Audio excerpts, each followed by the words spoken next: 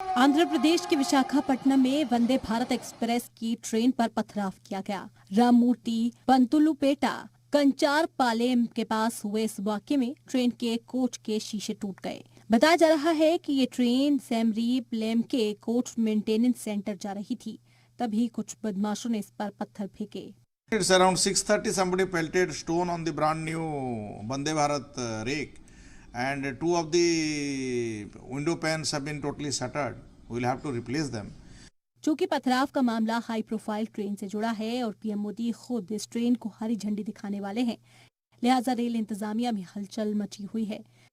Railway का कहना है कि पथराव करने वाले कुछ मुश्तबा लोगों की पहचान कर ली गई है।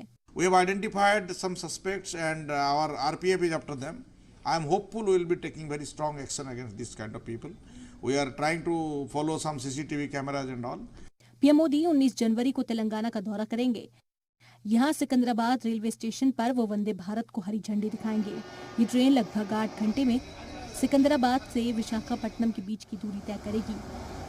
गुजरात में गाय और भैंस से टकराकर बिखरने वाली वंदे भारत ट्रेन में दूसरी रियासतों में हो रहे पथराव के वाकयात रेलवे इंतजामिया के लिए परेशानी का सबब बनते जा रहे हैं। ब्यूरो रिपोर्ट, जी मीडिया।